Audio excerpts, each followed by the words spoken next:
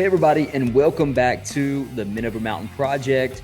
Thanks for joining us again. Today, we have a special guest. His name is Derek Johnson. He is a U.S. Army veteran and life coach. And today, we are going to discuss what it looks like to have a sense of urgency in your life and why that is so important for your success. So, with that being said, let's get started.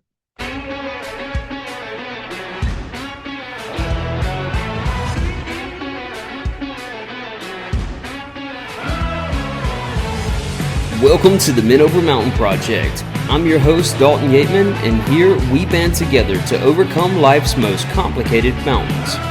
Whether you are a father, husband, entrepreneur, or influencer, we find ways to take action and become a man over our mountains.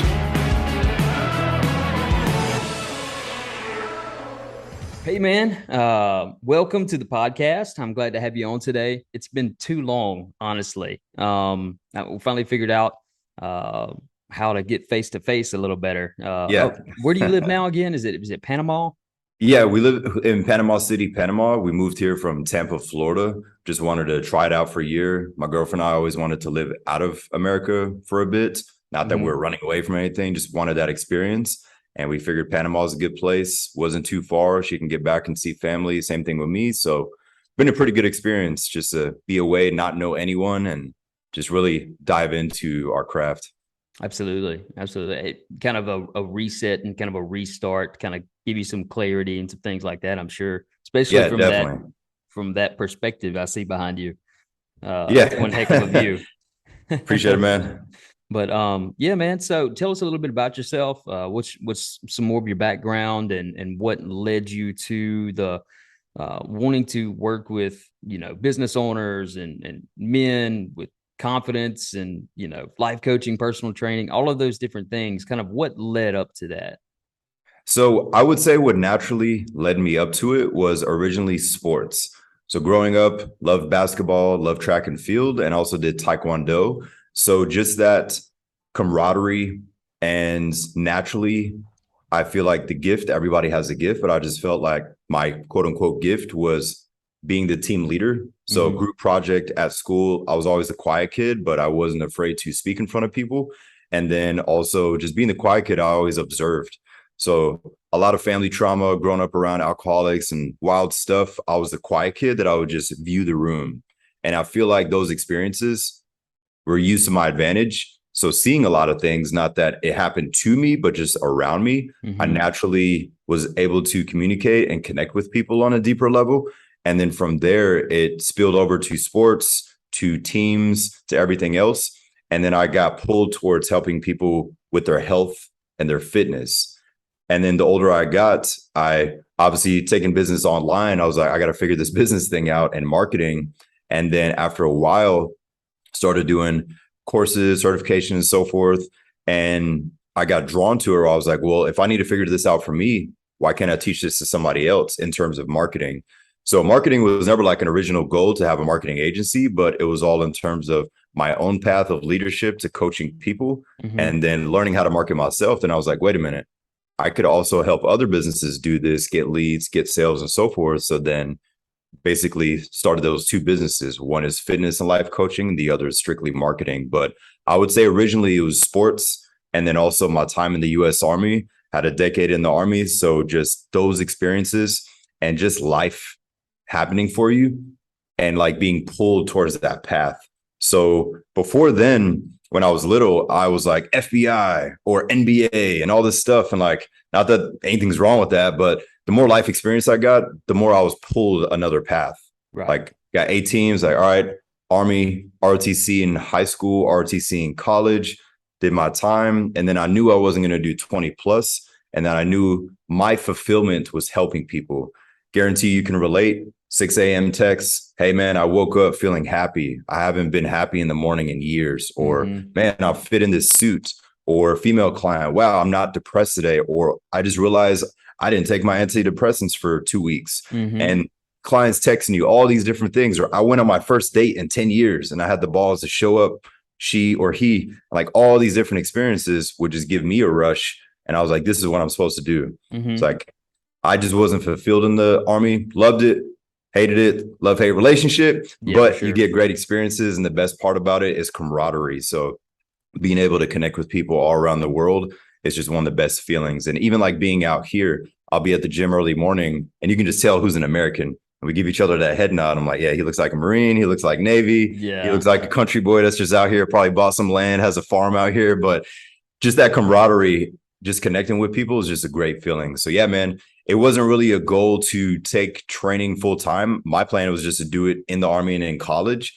But then from there, it grew bigger once you saw the possibilities of the internet, being able to connect via social and so forth. Because Hmm. growing up, you're always told, oh, son, personal trainers don't make money. You're going to be a buff bodybuilder living out of your truck and blah, blah, blah, blah. And Yeah. that's honestly what I saw in my gym. Learned a lot from those guys, but I was like, man, he was like 40, 50 years old. I was like, no judgment, but I'm like, I just don't want to be struggling like that. Right. There has to be another way.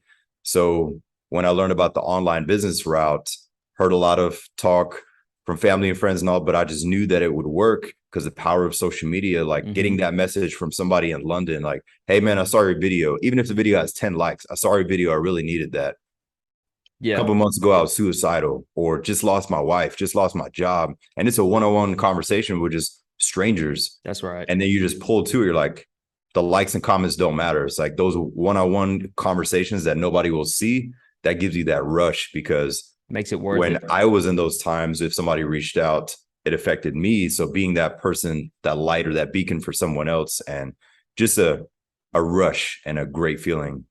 Right. And you mentioned earlier that, you may have had a rougher upbringing. I did as well. And I think that really kind of began to do the same thing. Whenever you are in intense situations or circumstances, like I know adrenaline begins to rush, you become hyper aware, you get anxious, and you're always kind of on the lookout for, danger.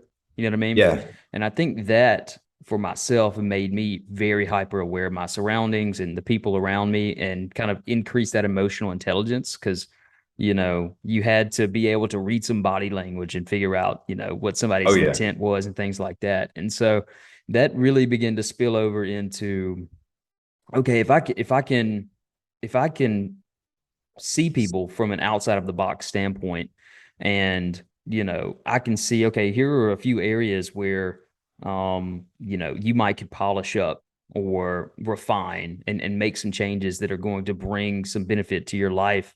It's not that I have all the answers. It's that sometimes you just need that direction. Sometimes you just Oh need to yeah. be able to have somebody else's perspective say, okay, you need to, narrow things down. You need to take this off your plate. That's not healthy for you, or something like that. You know what I mean? Um, 100%. but with that being said, going through the same situations, I know when I was growing up, I had very much a hero mentality. Like I'm the oldest child, single parent household. When we wasn't a single parent household, it was mostly abusive in a lot of different ways. And so I felt like I had to take on a early role, like of adulthood. So I started working Yeah. early. I had a big sense of responsibility very early in my life, and that in itself caused me to. Uh, it gave me that push or that pull that you have to get out of the situation. Oh Like yeah. you have to do something else with your life. This is generations after generations after generations of people making the same mistakes, doing the same things. And if you can do it for yourself, you can help other people in the same situation. And so that has been my motivation, I believe, from like an internal standpoint, over the past, you know, 10 to 15 years, I would say. Even when I didn't have that clear vision, like what you was talking about, I found out what mattered to me.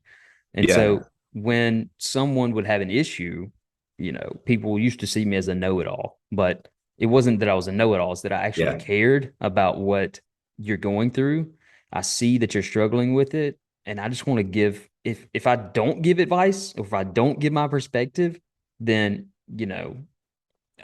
it might slow down your process or you'll never, have any help from anybody else. You know what I'm saying? Yeah. Exactly. And so that's just been my heart for people because nobody else came to me and Yeah. So you was know how it feels to be right lonely, confused, everything for else. nobody to step up and give Yeah, direction. Yeah. exactly. So I totally relate to that. And what's interesting about like the different perspectives of people growing up in a wild home from the outside, my upbringing had both my parents in my life. They provided, were amazing parents, taught me a lot, learned a lot, but the words "I love you" was not in the home. Right. It just was not there. So family cookouts was amazing, friends over, but once the company left, that's when the quote unquote demons would take over because of past trauma that they had, but weren't able to release it. But I realized that, not that I was indestructible back then, but something shifted when I was like 14, where the verbal or the physical just didn't affect me anymore. And then I got really serious with fitness, and that was my outlet. So I would purposely watch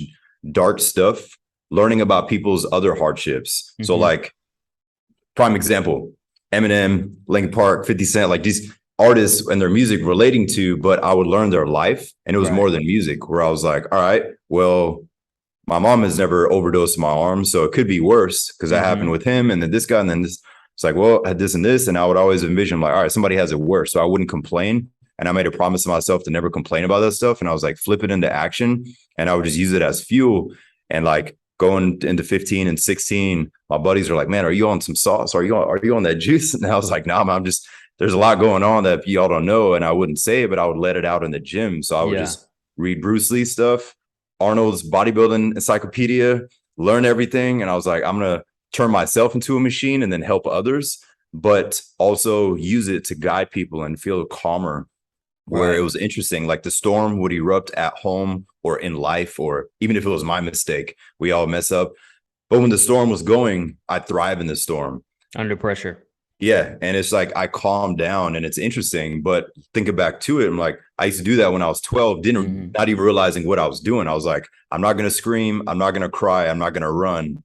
I'm just going to like get into this zone. And I would literally pretend that I was some superhero going into something, and like would tap out of it.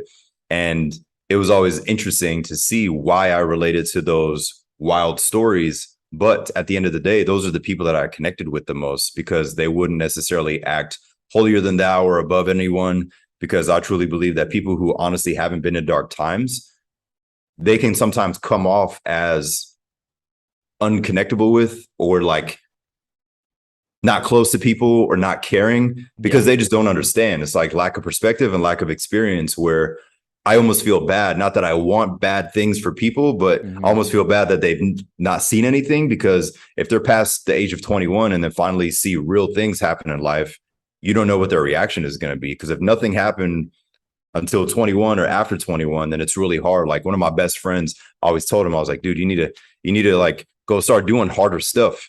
Because he was truly blessed, rich family, just great guy, 4.4 GPA, athlete, 6'4", left-handed pitcher, just great at everything, and just a humble guy.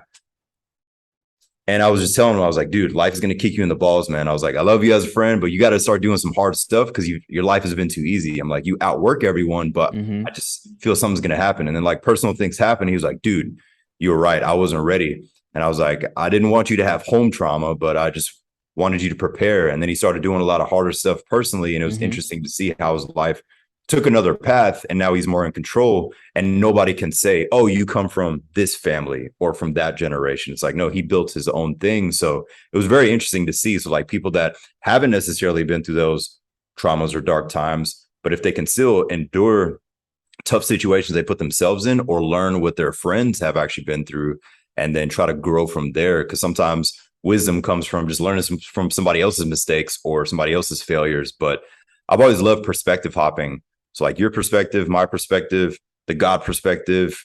I don't want to say somebody beneath us, but somebody younger than us, or maybe not as wise or not on that level yet. And then looking at all these perspectives and just trying to see it from there. And then you get clarity.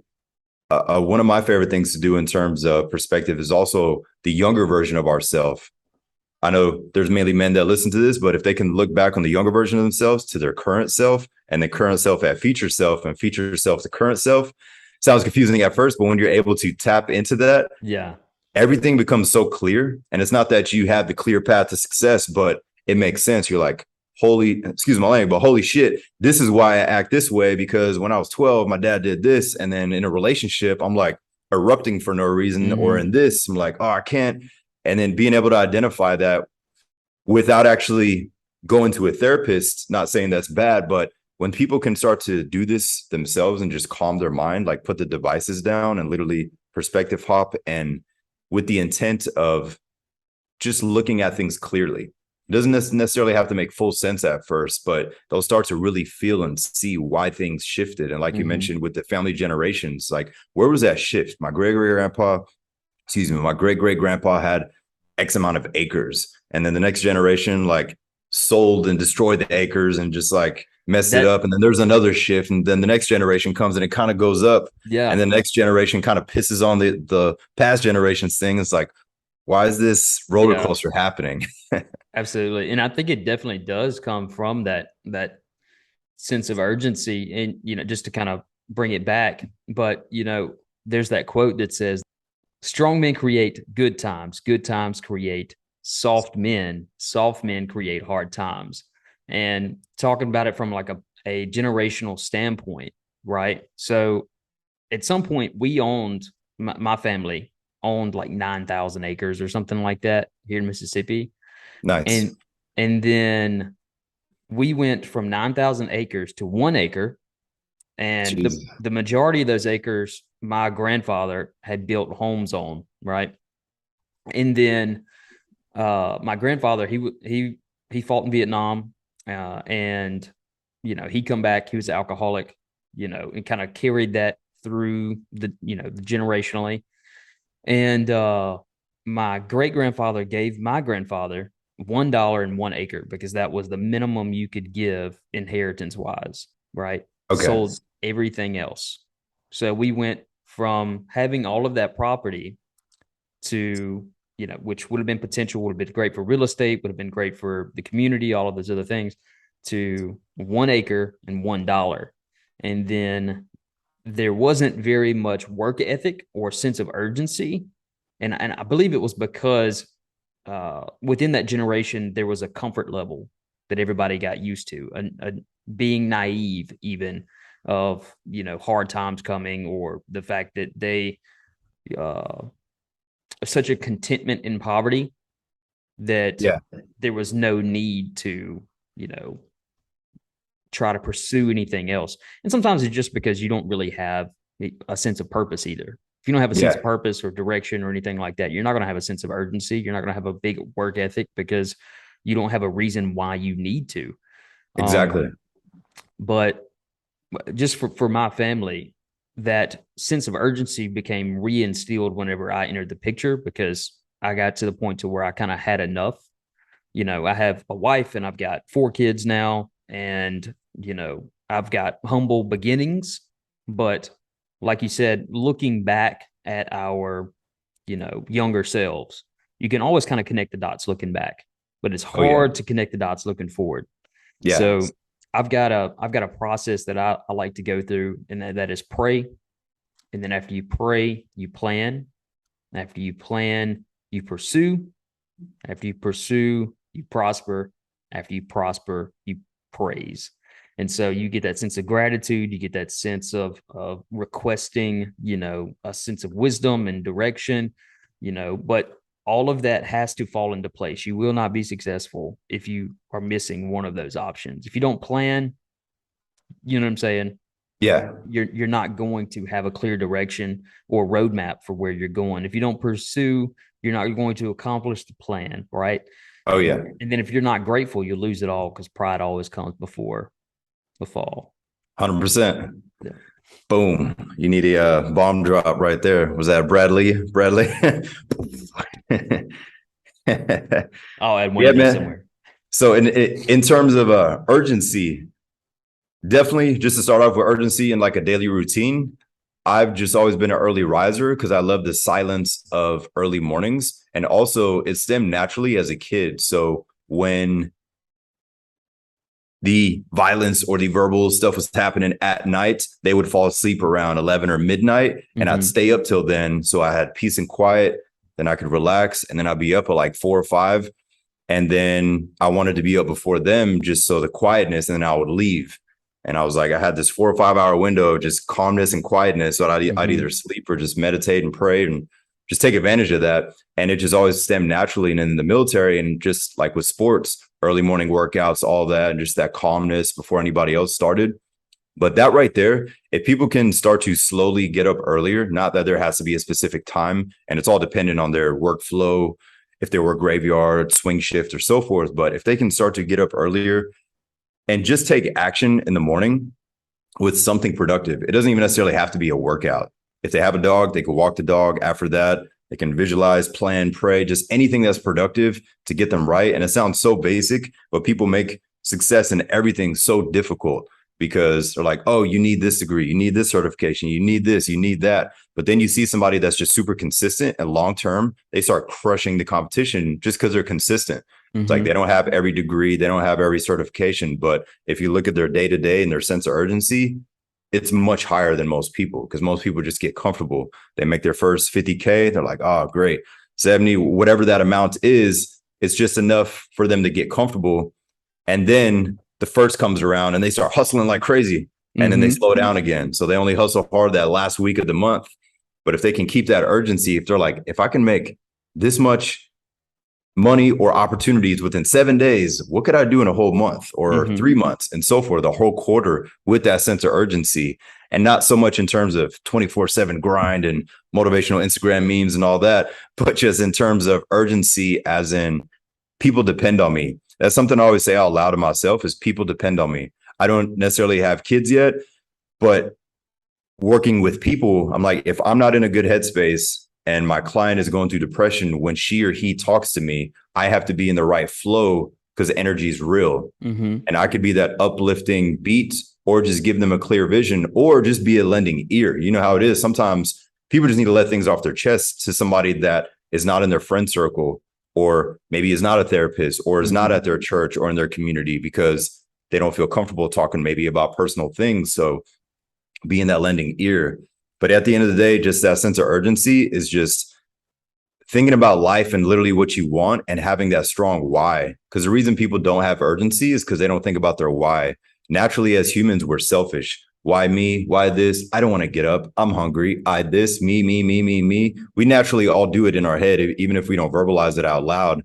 But if they can just think of others, family, kids, dogs, clients, whoever, maybe even strangers that they haven't even met, and they're just like, I want to impact people with this service, with this brand, with this movement, they'll start to naturally build energy from within because it's not about them. It's not about they only got 4 hours of sleep or I only had one meal today. But you know how it is as a father, you think of your kids, you get a burst of energy and nothing else matters. And then next time you tap back into you, you're like, wow, I did a lot in 12 hours. And then you tap back into Dalton mode and not in father or beast mode or whatever hat you're wearing for that time. But it's super interesting what happens with urgency when we put others first. Oh yeah, 100%. And you know, as if you're a provider, like a father, and I'm speaking to the fathers now, I'm sure you can relate to that moment where maybe financially you're in a spot and you know, you had been doing everything that you know how to do, but now you have to figure something out. You know, you are under pressure. You have other people to think about. You got to make sure that they are provided for, they're taken care of, because that's your responsibility, right? And I've actually been reading, I've read this book several times now, but Andy Andrews has a book called The Seven Decisions. And the first decision is to take responsibility of your life, right? Take responsibility of your past, take responsibility for, you know, your future, and understand that nothing is going to change unless you decide to change. Nothing is going to get better unless you decide to get better, right? And I think with urgency, I kind of pair that also with impact, right? Oh, yeah. So we can be consistent but not impactful, right?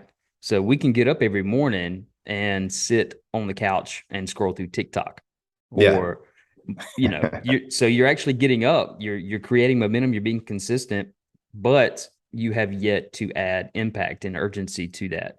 So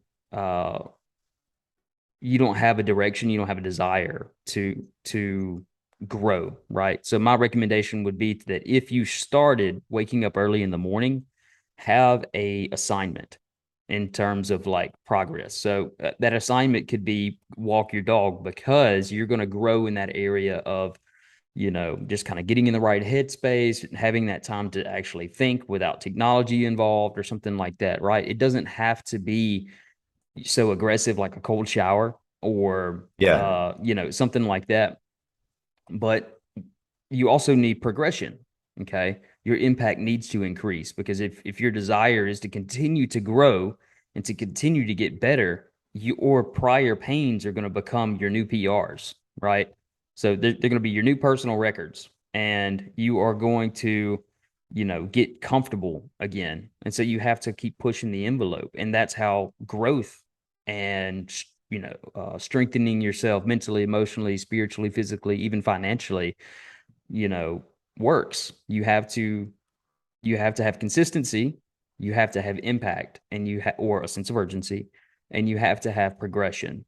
And that in itself, if you're clear on where you're going, will continue to kind of pull you along with momentum. Yeah, 1000%. And I want to bounce off that as well with the clarity. One of the first things that I always do with all my coaching clients is we focus on what they can get rid of or eliminate. So, an example, it could be certain thought processes or late night snacking, whatever that thing is, or hitting snooze too many times, which then Mm-hmm. throws them off, which is the cause of all their anxiety because they're running late and they're like, oh, it's 8 a.m. I'm supposed to be out there. And like every day is reactive. But starting off with asking themselves the question, what can I eliminate or get rid of, which will help me get more results? What can Mm-hmm. I get rid of or eliminate, which will help me get more results? It could be food related. It could be drinking. It could be a vice. It could be porn. It could be cigarettes. It could be e-cigs or whatever the new stuff is. Outside of that, it could just be the alarm goes off. And like you said, they're just laying there, or they go from the couch, from the bed to the couch, or from the couch to that comfortable lazy boy chair. Mm-hmm. They're up, but they're really not doing anything. And then Right. they tend to still not get into the flow until like 10 a.m., but they've been up since 5, but nothing really happened in that 5 hour window. But in general, if any and everyone can identify, put pride and ego aside and ask, what can I get rid of or do less of before I add more onto my plate? Because Mm-hmm. that frees up so much more. For most people, it's literally food, late night snacking, hitting snooze too many times, and procrastinating. Those are like 3 of the main things. And it sounds so simple, but people overcomplicate everything because we're just designed to think that Dalton is just a genius, or Derek, oh, he's just military, so he's probably just lucky to be up early. Oh, this guy used to be a pro athlete. Oh, this girl's, they're always looking for a reason that somebody's better. But at the end of the day, they just don't let their vices or their things control them. Because a Mm-hmm. vice could just be snooze. A vice just could be that comfortable cold pillow. If you prefer the cold pillow, cold pillows are the best, but hey, teach their own. But on top of that is just identifying, what can I eliminate or just get rid of? And it might even just be people. It might not even be the basics pertaining to you. It might just be, I'm always talking to my buddy who's talking about his ex-wife and nothing is changing. We've had the same conversation for 4 years. And like, I can't be this lending ear because it's not helping. Mm-hmm. I need to just not answer and be honest and text him or tell him, like, if you're going to call, please don't talk about this topic.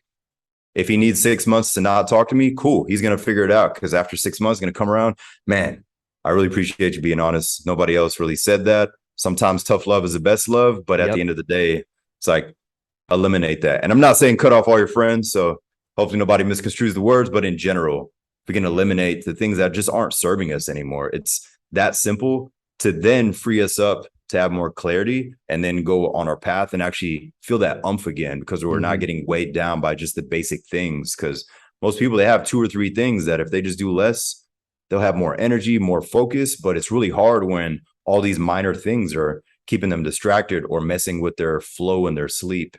Absolutely. And I can definitely relate to that too. And it's extremely hard for me. But I have to be organized. Okay. Yeah. I'm probably the most organized ADHD person you know, and that's because I have to be.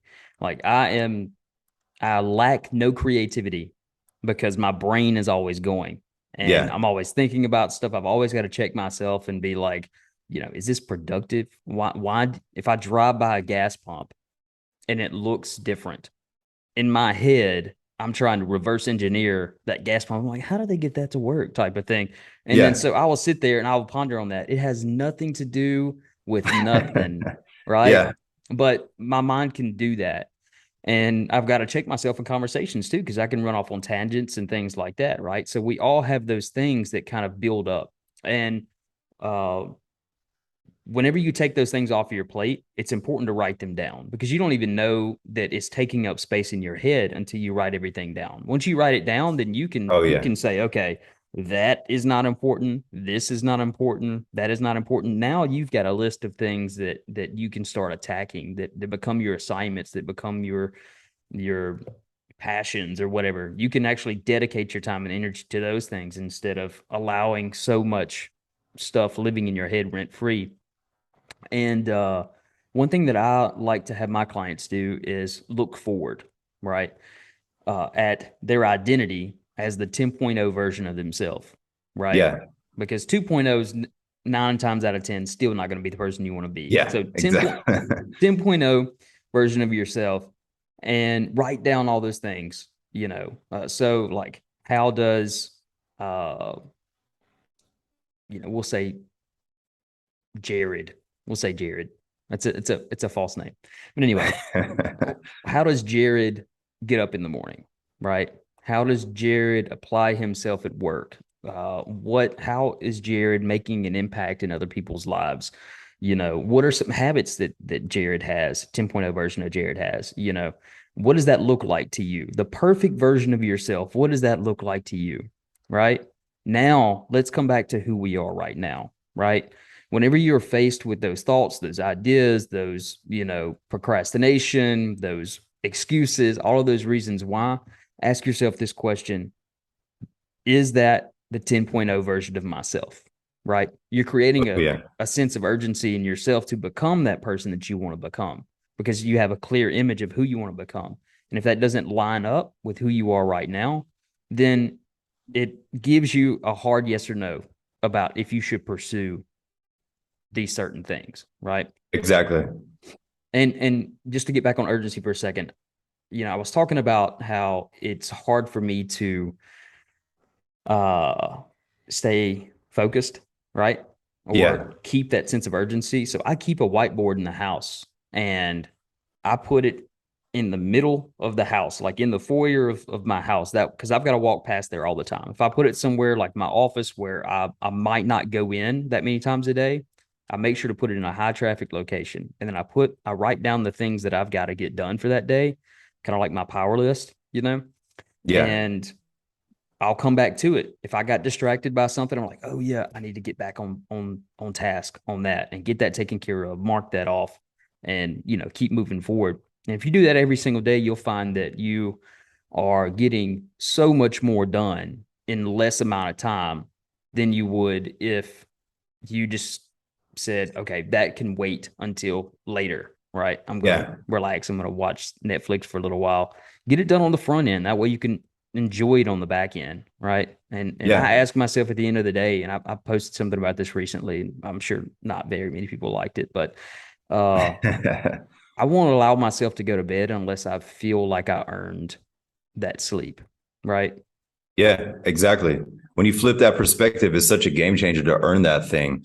Like last night, I usually don't fall asleep fast, but last night I was knocked out.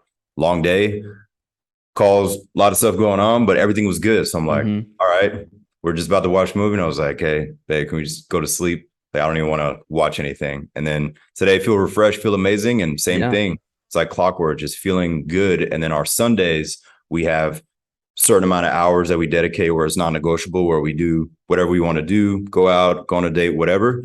But it makes me more present in that moment. So on the Yes. other times, I'm present with the client or doing my own thing, focus writing, but earning that chill time or even putting that thing in the middle of the day. Like I go on a lot of walks with my dog, just take advantage of that, just be out in nature and just stop. Mm-hmm. No matter if it's raining, just feel it and then get back to it. Because a lot of people are working on computers all day, staring at screens, staring at devices, iPads, this and that. Most people have 2 or 3 monitors and all day sucked into it and then talking to family on another device. But if they can just get into nature more, and just that calmness and stillness, even if they don't bring their phone or have their phone in airplane mode, just that can create that sense of urgency as well, because they might have a thought, oh, wow, I haven't reached out to this guy. That could be a good business partner or a client, or this and this, or this one guy does roofing. Oh, yeah, we want to do this home project. And ideas flow because technology is not involved for a moment. And just naturally, the thoughts come to us, whether that's coming from God, whether that's coming from inside, wherever those thoughts are coming from. But you notice them way more when you're just calm and have silence of no electronics. And then from there, that boosts that sense of urgency, because that's such a high. Most people can relate to this when you're just sitting there and something hits you.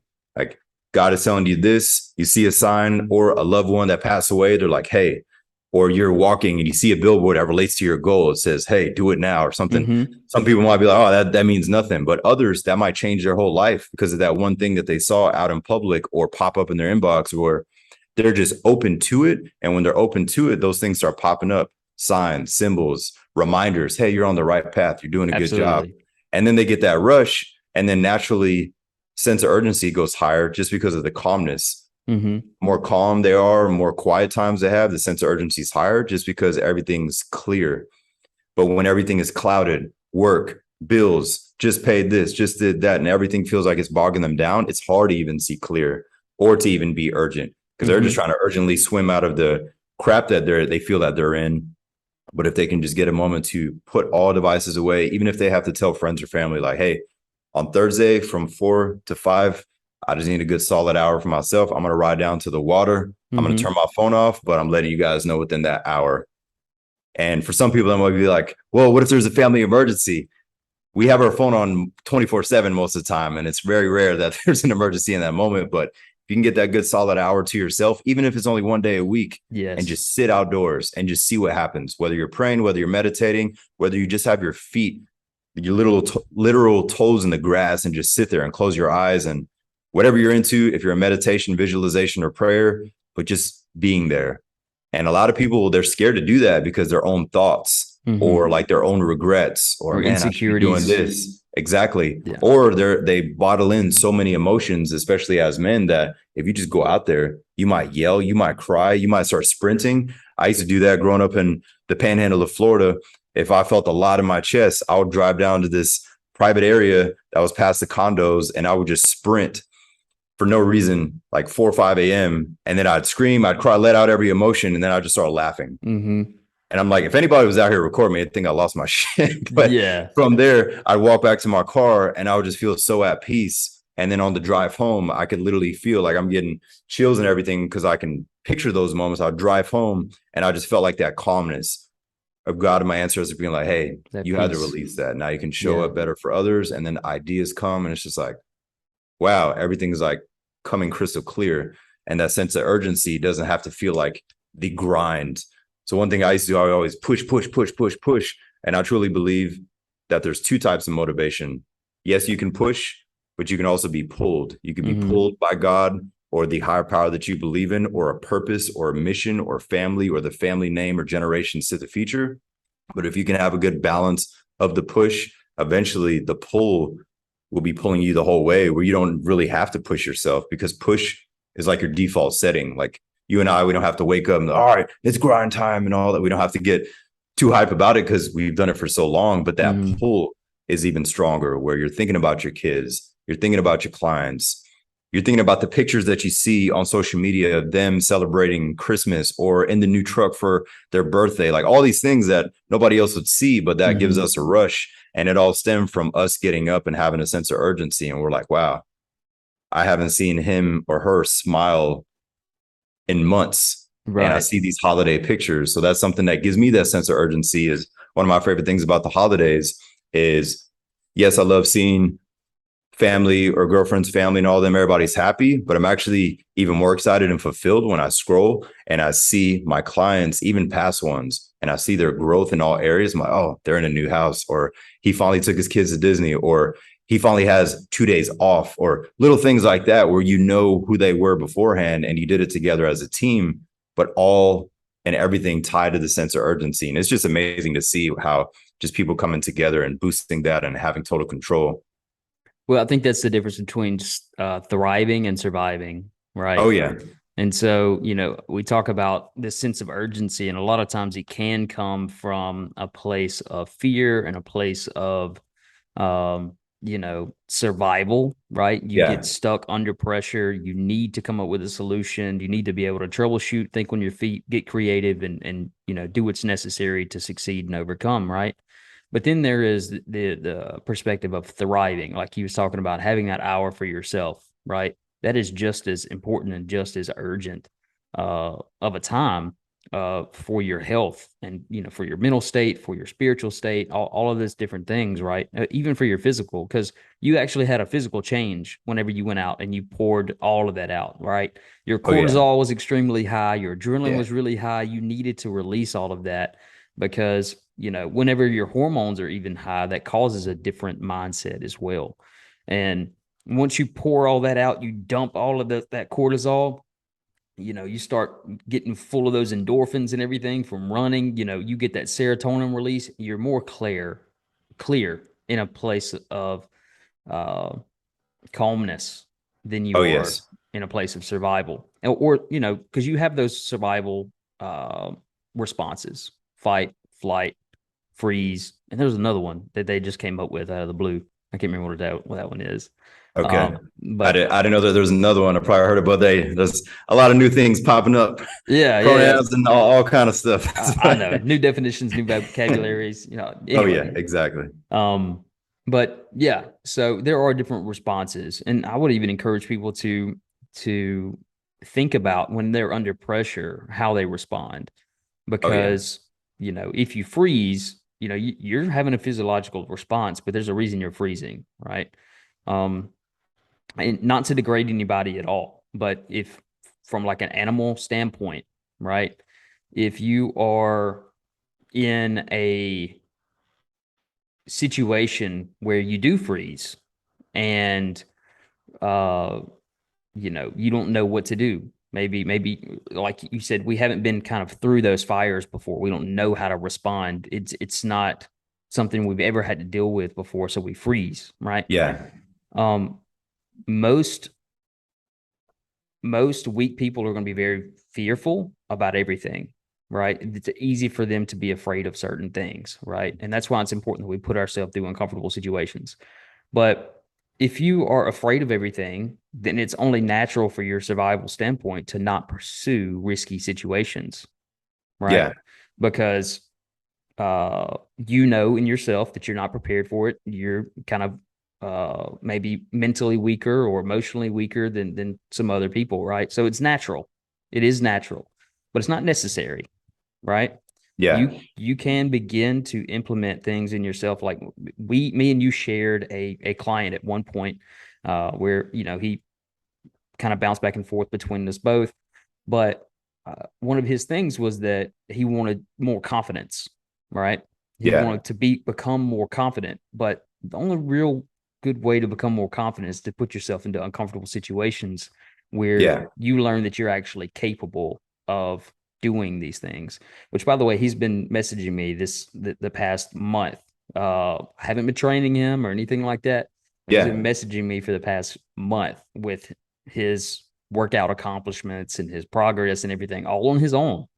Yeah. And Awesome. so Good, I'm good. very proud of him for that. But he's finding that confidence in himself to know that, hey, I was weak in this area. I was afraid to pursue discomfort, but now Oh I'm yeah. becoming stronger. I'm becoming more confident. My weight is coming off. All of these certain things, right? But he's Oh found that yeah. sense of urgency. He's no longer wanting other people to like give him the motivation, right? Yeah. He's like, if it's going to happen, I'm going to have to be the one to do it, right? And that I think that's the mindset that we all have to have, is that if we are weak in certain areas, say for example, we need to debunk those negative mindsets, right? Or those insecurities and say, you know what, those are not going to be barriers for my success. Or if we are not educated in a certain area, you said you took a business class. I need to take a business class. Like, right? I've been trying to do this for 10 years. I need some acceleration. So I need some business insight. But you have to educate yourself, right? You become more Yeah. confident. You get a sense of urgency because you no longer have those fears that you have to overcome because you feel confident in your abilities, Yeah, right? exactly.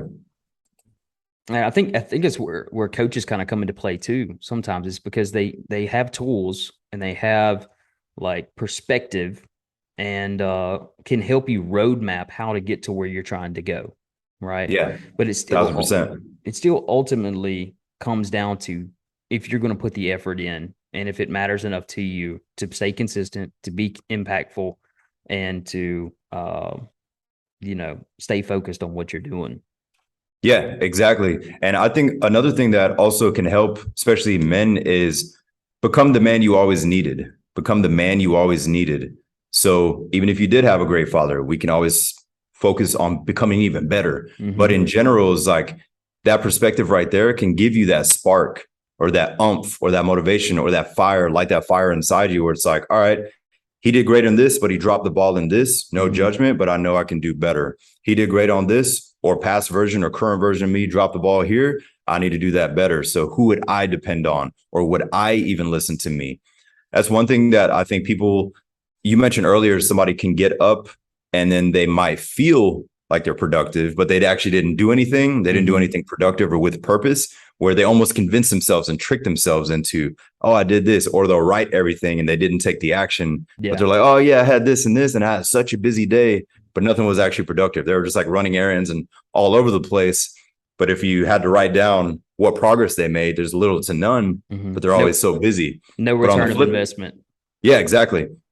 And on the flip side, if that person can just slow down and say, would I even listen to me? And then look at their own proof of their own results or lack thereof, Mm-hmm. then they can push pride and ego aside, not be embarrassed about themselves. We've all been there, and then say, you know what? Maybe I'm only crushing it in one area of my life. So like a natural thing for me was always fitness because that was just my outlet and it was just non-negotiable, second nature. The other things was as a teen, I was a hardhead. I was like, I'm not listening to them. What does he Mm-hmm. know? And I would just hit my head on the wall and I was like, let me calm down. Let me ask. Let me listen, actively listen and shut my mouth and then learn. And then I started taking action and things started to become better. But being able to identify what that is, it's like pushing that pride and ego aside. And even if somebody, especially as men, even if we are struggling, like not feeling afraid to reach out and then envisioning, as you mentioned, that version 10.0. And once you have full clarity on that, whether that's a father, whether that's a business leader, whether that's a speaker or a preacher, Mm-hmm. that urgency will show up because that version 10.0 guarantee you they're going to see other people. And that takes it full circle. Like the urgency usually comes from serving others. And if that's family, if that's clients, if that's a community, if that's whoever, because we're all here for a purpose. And even if somebody's not going to get the attention for it, a guy could be a coder, but creates an app that can help people with their mental health. Like he has a bigger purpose. Nobody Mm-hmm. probably will ever know who he is. He's like, I don't want the attention. I just want to be on the back end on the computer. I don't want to do interviews. But at the end of the day, he has a sense of urgency because he's like, this thing doesn't exist. Mm-hmm. But prime example, he's thinking of others. So definitely my challenge for everyone is to think of others with whatever your thing is, your service, your product, your thoughts, your ideas, your vision, your family. Keep them on top of mind because people depend on you, and getting out of your own way by not being selfish because humans, we're all naturally selfish. Me, why me? Oh, over here it's 7:52 a.m. Oh, I could be in bed and this, didn't sleep enough, didn't have enough water. And it's like everything is selfish. We're all naturally selfish. But when we Mm-hmm. turn that off, we all can operate at a much higher level. And it's beautiful to see when people are doing it. So as you mentioned, your previous client reaching out, this, and that, consistent. And he had to find it for himself where That's now right. something clicked. Sometimes we can't flip the switch for them. They have to fall on their face or look themselves literally in the mirror without looking away and say, Mm-hmm. boom, and be totally transparent and honest with themselves That's as men right. or as women. That is absolutely true. And I'd say one thing that kind of keeps an urgency in my life, and it should keep an urgency. This is a helpful kind of perspective. Um, is that I will have a ceiling in my life somewhere at some point, right? It's up to me on how high that ceiling goes. But Yeah. it's not important though how high my ceiling goes. What's important is what floor that sets up for the next person behind me, right? Oh, yeah. So for my kids, for example, every workout that I do, they don't see it. They see the effects of my body change, of my healthy habits, of my energy level, of my mood. They don't. That's what they see, right? Yeah, exactly. Now, my son, he was fighting sleep the other night. He jumped out of bed and he was like, "Do push-ups?" He was just asking. He's like, He's 2 years old, man. He That's did 10 awesome. push-ups at 2 years old. And I've never done push-ups with him or anything like that. Never taught him good form because he didn't have any. And all of that stuff. But I was so proud at that moment that you know, he was paying attention to what I'm doing. Right. Yeah. And so just know that if you are growing as an individual, that growth should not stop with you, right? Oh yeah. If you have any pursuit in life, serving others is always so powerful. And not only is that going to help them, but it's also going to help you and push you to greater levels as well. If people realize that there's always somebody watching, there's always somebody watching. You could be the example of what to be or what not to be. So like growing up, I would see some of my neighbors. I'm like, yeah, I don't want to end up like that. And no judgment, but it just was what it was. And then leaders in the army that were maybe had a leadership style that was not effective and conducive for everyone. And I was like, all right, I learned what not to do. And then I found the perfect example of what a leader is. I was all right, I can emulate him and put my own thing in it as well. But realizing that somebody's always watching. And I love how you mentioned your son, because you could say everything, but what is the phrase?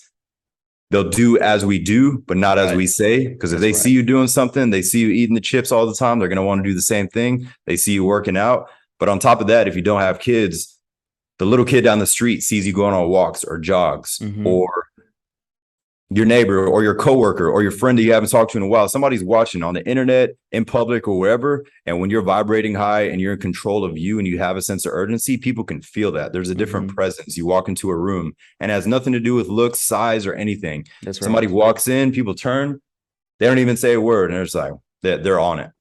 They're just focused. They have that presence, and it's amazing to see. I love that. I thrive off that. I can be in public, just see somebody in a zone. Old lady yesterday I was walking my dog and she was just walking, but you could tell she was thinking about life, reflecting, ready for the next level. I didn't want to interrupt her. I could tell she was in thought, but you could just feel that. I'm like, she's thinking of the next level. She's probably mid-70s and already planning.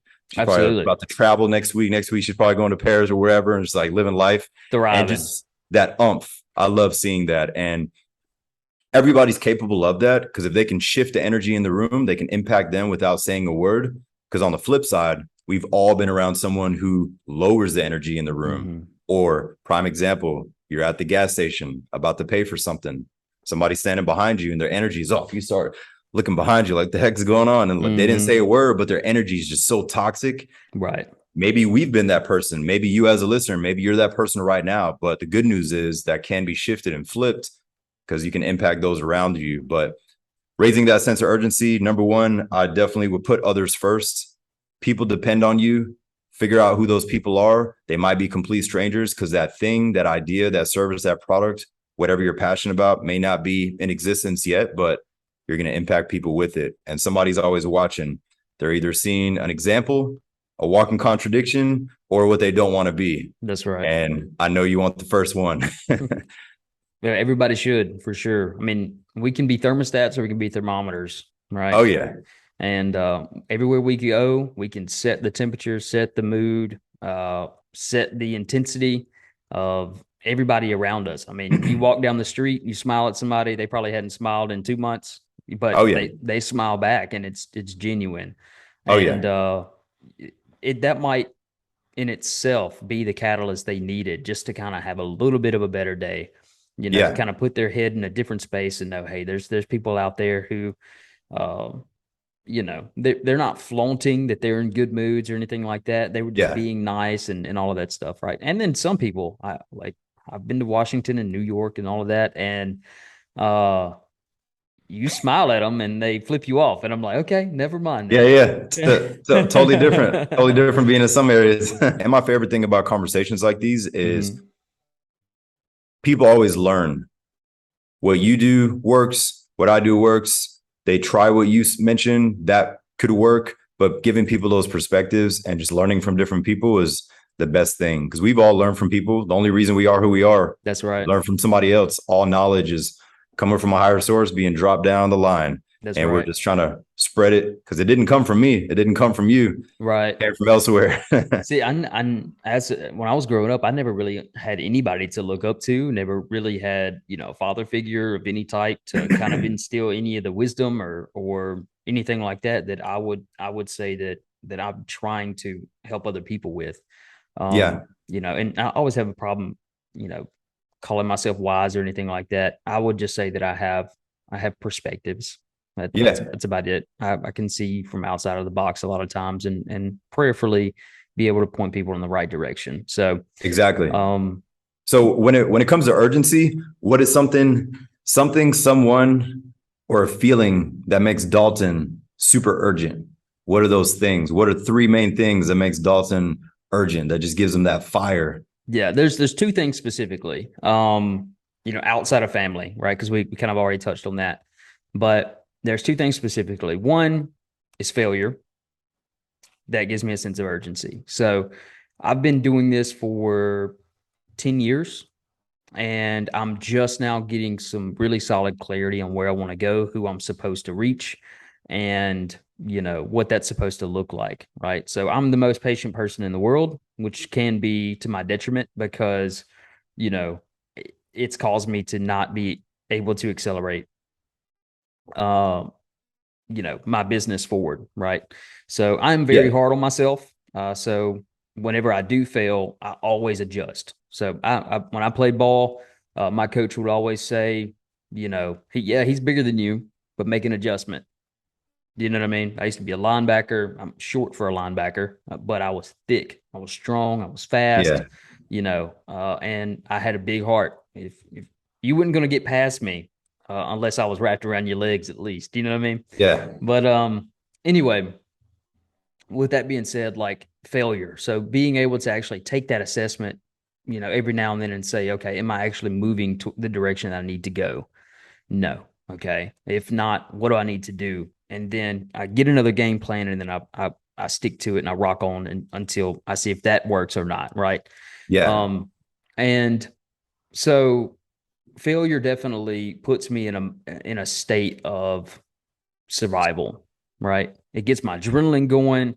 I get kind of upset with myself, Oh yeah. but I don't stay there. I get upset for myself in a way where I'm not like degrading to myself, right? So I'm not saying like, man, you're trash. You don't know what you're doing. None of this other Yeah. insecure, trash. I get angry at the process, right? And then I For attack sure. it like it's the enemy. Like you are not going to win this. I am coming at this with intention, with laser focus, and I'm ready to rock and roll. I'm sure you've been like that, kind of in that flow state, getting in the gym and ready to Yeah. make some progress, right?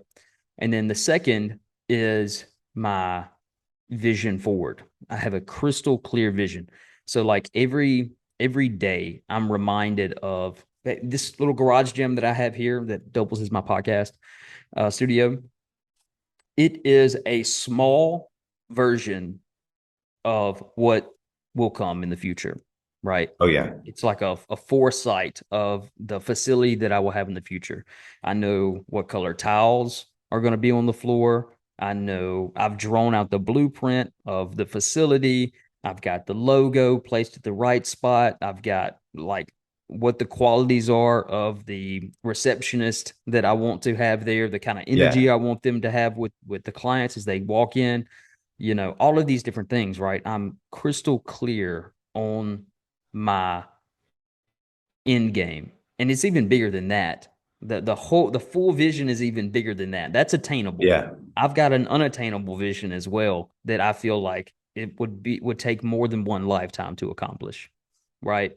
Yeah. But that sense of urgency of being able to constantly chase this is keeps me going, keeps that fire burning with inside me.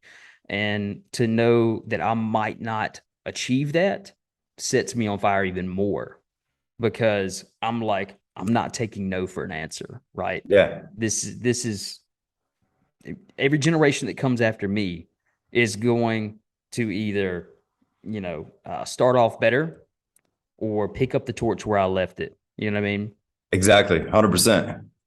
Awesome. I appreciate you sharing that. And I like how we haven't mentioned like dark side, but that dark energy, you thrive off it as well, because we've been rock bottom. We've been with our back against the wall. And sometimes we got to put ourselves back in that headspace, because that's what gave us the umph to begin with. Right. Like, so when it comes to my things that also give me urgency is thinking back to my darkest times, where I was like, man, I made it pretty far. And just that perspective of being proud of him.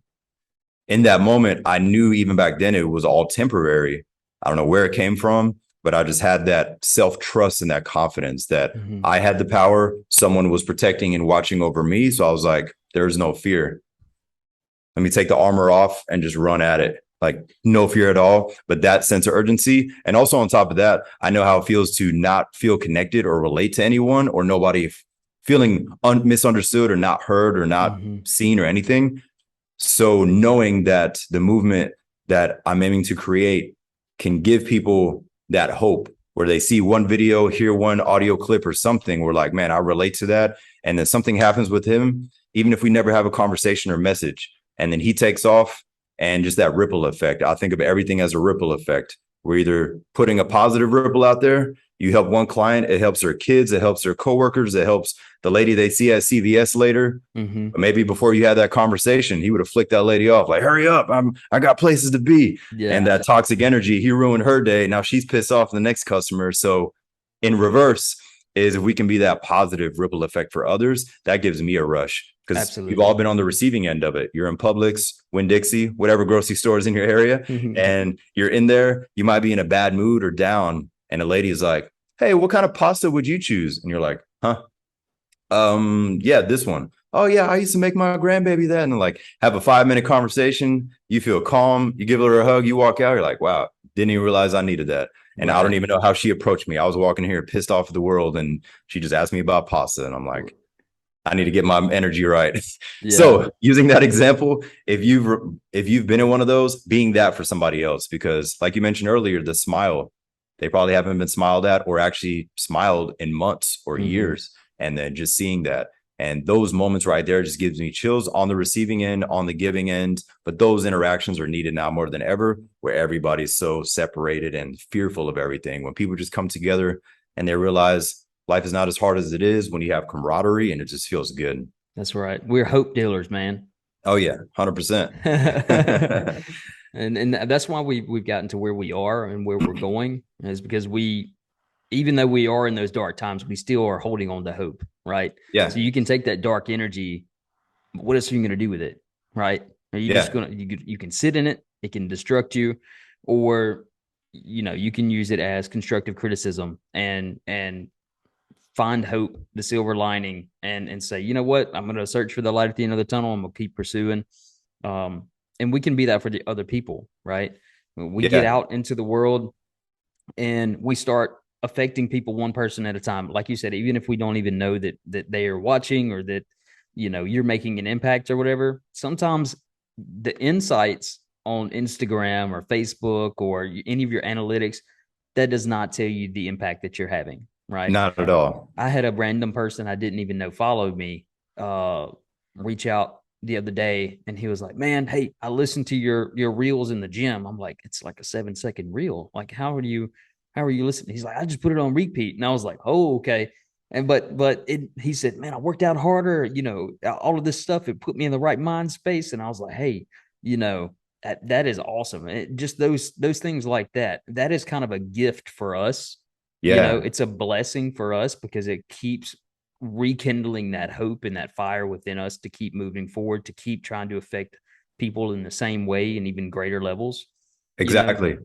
But that's what it's about. It's not about the followers. It's not about the podcast. It's about, this is a platform. This is a space where we can present hope to people and hopefully kindle that desire for them to do the same, whatever way that looks like. Exactly. And I truly believe that in America and in the world as a whole, there's a shift right now where the need to see comeback stories and hope and positivity and drive, that's needed now more than ever. Maybe a year and a half to 2 years ago, if somebody was putting that out there, for some people are like, because they're too low. But right now, people are sick and tired of being sick and tired. And they're like, I want to see people winning. I want to see that. Oh, Dalton's a father, multiple kids, husband, and he's doing that. Wow, I need to get my stuff together. He's doing this, he's doing that. It motivates them.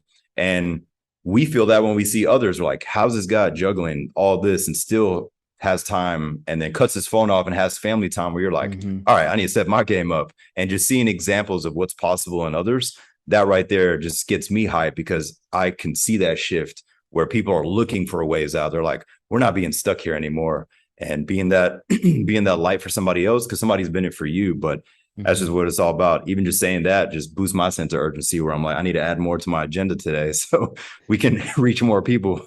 Well, another thing though too is that I think that sometimes when people are in a insecure place, which we all have our own insecurities, I need to make sure I say that, because like there's still crap that creeps up on me. You know what I mean? I feel like a bad father or whatever, you know what I'm saying? Or bad husband or whatever. But, you know, we have our insecurities, but then we look through a lens of insecurity. And so when we see the people that are trying their best, they're really putting extreme effort in, and they seem like they're thriving, you know, the Instagram version of themselves, basically. But then you kind of have some animosity against that person, right? So Yeah. You get jealous of that person, right? But I would say to change that perspective, right? Because you don't know that person. 9 times out of 10, you don't know that person. That person, it doesn't matter if they're working hard or anything like that. They're accomplishing something that you want to accomplish. And because of that, it's not about them. It's not, that does not mean that they are better than you. It just means that they are doing something and showing you that it's possible that you can do the same thing. Right? Yeah. They're showing Sometimes you all we need is proof. That's right. And so consider it to be proof rather than pride in a lot of people, right? Yeah. If that person can do it, I'm about to get on the ball. I'm about to do the same thing. You know what? How about I reach out to this person and say, hey man, you know, tell me your story. You know, how did you get where you was going? You know, where you are right now. Like, show me your blueprint, show me your roadmap. I want to learn more. That way I can accelerate that process and get to where you are, instead of just kind of passively sitting in the background judging people. You know what I mean? Yeah, exactly. And all that just stems from sense of insecurity and lack of confidence and certainty in self. But I want to bounce off that as well. One of the last things is in regards to seeing somebody. Growing up, I always loved cars.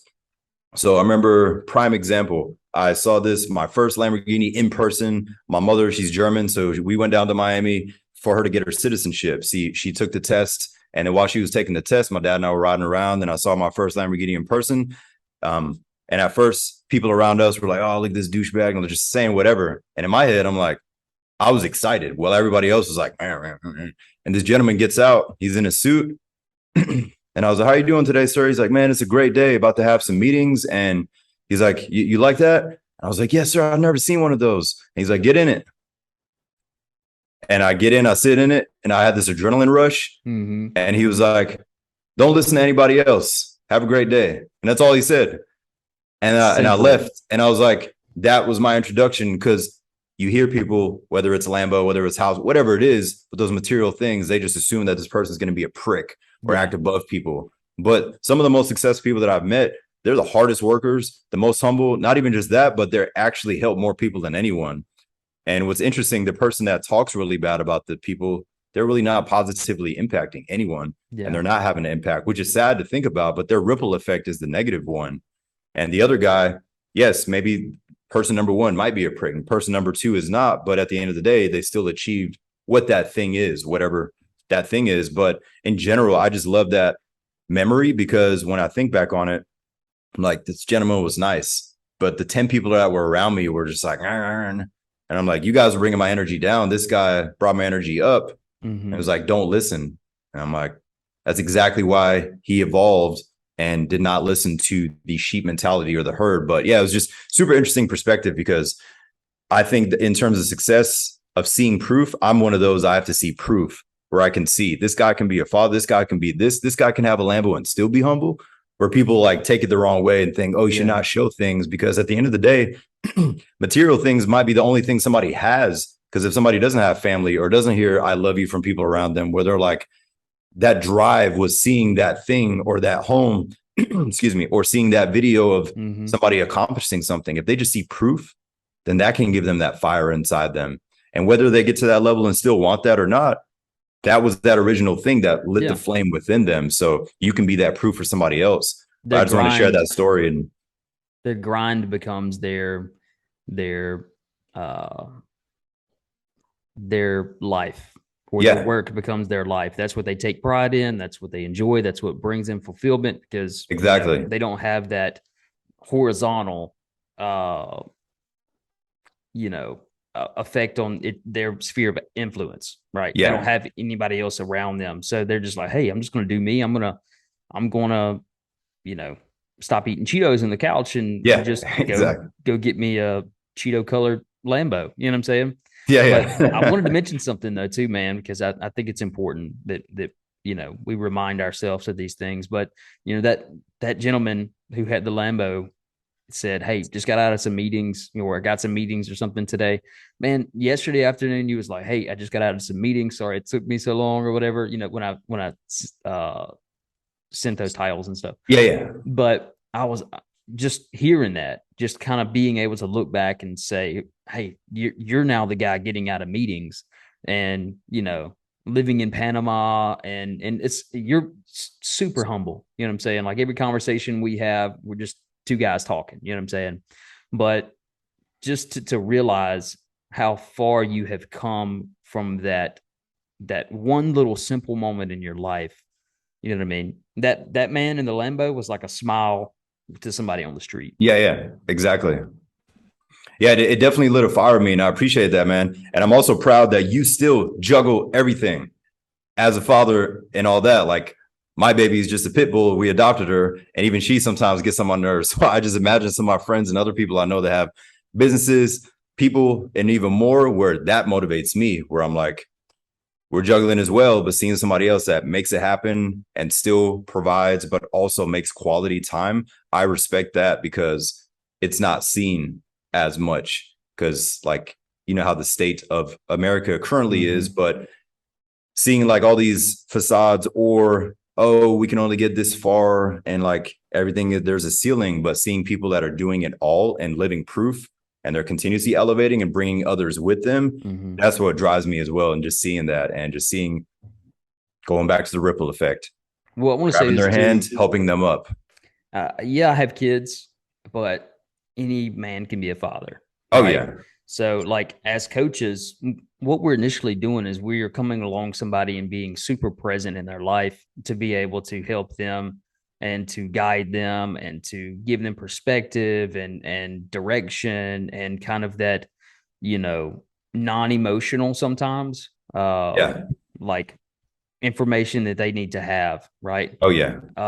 But we are actually fathering people, right? We're trying to help them become the person that they need to be, and to go out into the world and be a positive, human in society.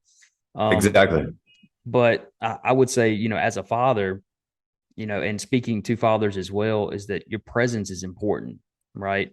So for me, yes, I've got to make some sacrifices, meaning that my first 6 hours of the day are extremely important, and my last 6 hours of the day are extremely important. So when I wake up early in the morning, I've got my list of things that I have to get done, because when my family's conscious, I have to be conscious with them, right? So if I'm working, I'm working. If I'm at home, I'm at home. And so, I mean, obviously, there are chores and things like that we all have to get taken care of, and you can't really get around that. But if I can be focused on work, I'm giving everything when I'm working. If I can be focused on family, be focused on family and give everything to your family. Because what will end up happening is you can chase progress so much that you give your family crumbs. And, so you kind of forget why you was doing it. And I'm saying this from experience, because I've had to make adjustments in how I do things. I might only sleep 4 hours a night, but those 4 hours are even earned, right? They're a great 4 hours of sleep, and they give me everything or 5 hours of sleep, and give me everything I need to be efficient. Now, some people absolutely need 8-9 hours of sleep, But I would say that if your diet is on par and, you are physically, mentally, emotionally, trying to be primed in every area, you'll find that you don't need as much sleep because your quality of sleep increases. Yeah, Rather, 1000%. you don't need as much quantity because you're having great quality, right? Exactly. Yeah, forget what the guru said or the doctor. You need 8 hours. Most of Yeah. them are out of shape and unhealthy anyway. If you have a Fitbit, you can begin to track that. You can begin to Yeah, make changes in your nutrition and your training and all of that, and see, hey, okay, how much deep sleep did I get? How much light sleep did I get? And how many times did I wake up during the night?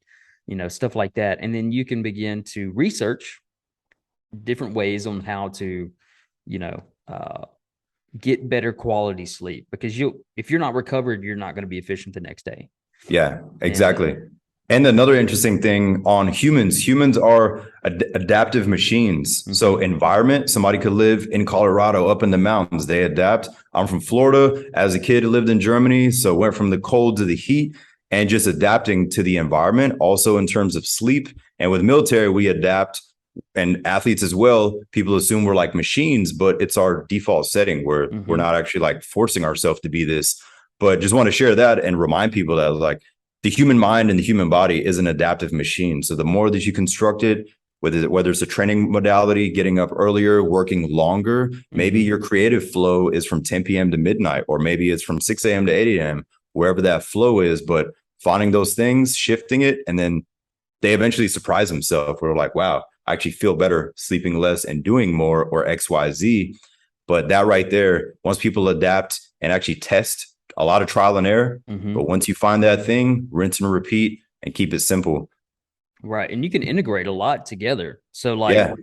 like I take cold showers, and when I take my cold shower, I like to do my meditation and prayer and stuff like that in the shower. Oh, yeah. So I don't have to set, 10, 15 minutes for a shower and then 10 minutes. No, I'm utilize your time properly and find ways to integrate stuff to become more efficient. As well. It doesn't have to be a long drawn out process or anything like that. You can integrate certain things together as well. Take your earbuds out from listening to music in the gym, and I'll use that time to maybe do some brainstorming on some stuff. Or, Oh, yeah. there are adjustments you can make, and from like form aspect, right? The way you shift your hands, supinated, pronated, all of that, Yeah. it changes how it works the muscle, right? It changes whether or not Exactly. that workout is dangerous or if it's proper form, you know, and you make those small adjustments until you feel the right effect, right? So Exactly. continue to just make those small adjustments in your life, and have a sense of urgency about it, to where you're like, I have to make the adjustment, and I've got to find the right one that is going to give me the effect that I want, but I'm not going to give up until I find that, right? Exactly. I'm going to keep moving forward. Now, I've got a different definition of motivation. You brought this up earlier about the push and pull, but I believe motivation is the reminder of your motive, or the reminder of your why, right? So, whereas I've got a client that wants me to be a drill sergeant, right? But does not remember why he wants to do the thing he wants to do, right? Or I Yeah. had a client, let me say it that way, had a client. Um, but his why was not strong enough. So I had to continue to like come out of my character and like be more aggressive than I normally would with my clients, just so that I can like get get his drive going, not his motivation, but he get his Yeah. drive going and his momentum going, to get him to do what he needed to do.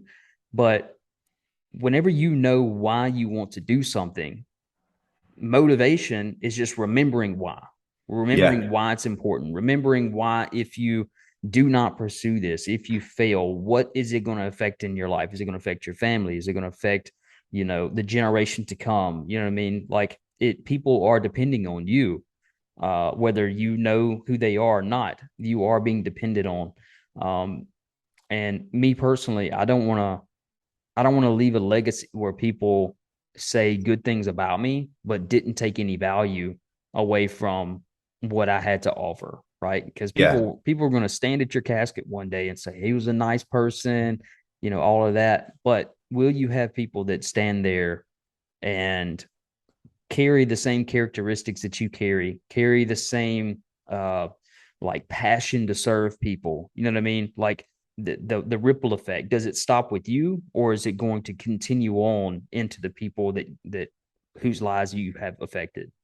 Yeah, 100%. I totally believe that. Last thing I want to bounce off of that is also I've noticed. So, an example, living here, one of my goals is always to live in another country with my girlfriend, and then also just be in a very high building that gave me a rush. So, the equivalent was when I'm in an airplane, I feel like my prayer is deeper, my visualization is deeper. So, I always had a rush, and I was like, I wonder what can happen if I live actually higher, if I'm always in that flow. And Yeah. it's like hard to explain, but I just feel that. But in regards to going with what you said with the ripple effect, is I noticed that some of my neighbors in the building, they hoard information. And you can tell that they don't really want to have a conversation in the elevator. Yeah. And it's almost like they see people as a threat. And I'm just trying to learn from them. But I could tell that they're like, no, I don't want to tell him anything. I'm like, Not even in the it's same interesting. industry. Yeah. Yeah, it's interesting. And you can tell that they hit that ceiling at a certain age. Most are older than me, but you can just feel that. I'm like, man, your ripple effect is like staying within your sphere where it's not going out. And you have so much knowledge. You probably have so much life experience, don't know much Yeah. about you. But I'm like, share that. And then you actually feel better. Cause I could tell a lot of them, they just seem just not happy or just on edge all the time. Yeah. But you can feel that, and you can tell that they're not providing or giving value to others, and they're not vibrating high. But it's interesting how that can shift. We're like, not saying anything bad about them, but it's like when you're not sharing and providing wisdom to others and your experiences, you're going to hit that ceiling of happiness, hit that feeling, that ceiling in all areas. But if you are, you're always ready for the next level because you're learning from them, receiving, giving, and just pushing that ripple effect out. But it's interesting how that can happen too, where you can hit that ceiling at a certain time and then just settle. But to most, they're like, oh, well, that guy, that family, they made it, but they might be miserable because they're not actually giving back to others and evolving and growing. Absolutely. So they're sitting there and then not really going any further from there.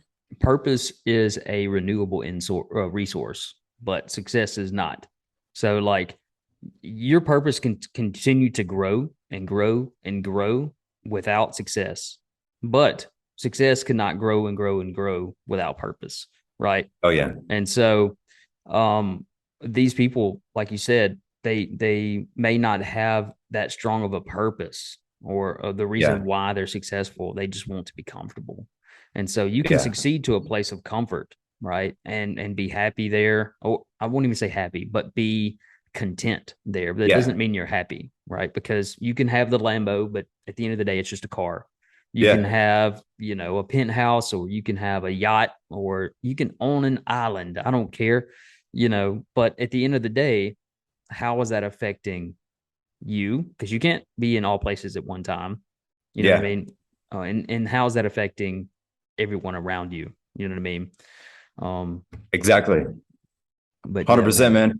I just want people to feel fulfilled. So whatever fulfills them, figure out what will fulfill you and do that thing. Because success without fulfillment is lots of anxiety, lots of depression, and dark times. So definitely do what fulfills and get that sense of urgency up.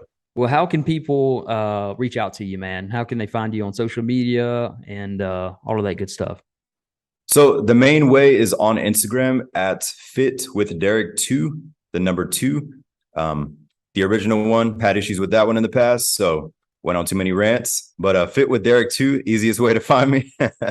But once again, Dalton, I appreciate your time. I really enjoy these conversations because conversations like these are needed, especially amongst men more than ever. Absolutely. A lot of men, we hold things in, and we've listened to podcasts, got some value. I like to search for nuggets. Maybe a gentleman or female might get one nugget, or they're like, I needed that. And that was my intent. And I know it's always your intent. Give somebody that 1 or 2 nuggets, and then we're evolving and learning, and so are they. Absolutely. Answering questions you didn't know you had, type of thing. Exactly. 100%, man. Cool, man. Well, thanks for coming on the podcast, brother. Hopefully we can link you up, maybe have a part 2 at some point in the future. All right, man. I'd love to have you on. I really enjoyed it. But with that being said, all of his information and my information will be in the description below. go ahead and hit like, subscribe, all of that good stuff. I appreciate your support. And just as a reminder, I just released yesterday the location of the Minover Mountain Project for 2023. As you can see behind us, we went to Blood Mountain last year, 2020. This year, 2022, May of 2022. I took 6 men up there. We had a great time. It was very challenging. Well, we went through devotions. We went through prayer times. We struggled together. We hiked through the rain, over the rocks, all this other stuff. And we really put ourselves into a physical challenge that none of us knew if we were prepared for or not, right? And that's the same thing as with life. So for 2023, we're going to train for 6 months, starting on January the 1st, and we're going to grow mentally, emotionally, physically, spiritually. So bring your stuff to the table. We're going to address it. We're going to try to get your overall health taken care of and prepare you for the mountain. The mountain is going to be your summit of the program, right? We're going to get there. We're going to find out if we've got what it takes to overcome this mountain, which I'm not going to leave you behind. So we're all going to overcome this mountain together. But it's going to be in 4-Pass Loop, Colorado, which is Aspen, Colorado. It is about 27 miles in distance, but I think it'll be closer to 30 with a little extra walking here and there. But we're going to camp out about 3 to 4 nights and make it through the mountains. We're going to be racing against Mother Nature because if you don't make it over those summits by around lunchtime, you're very likely going to have thunderstorms, hail, high winds, potential snow. So it's going to be interesting. It's going to be an adventure. So I hope you're ready for it. I know I am. With that being said, y'all have a great day, and let's overcome our mountains.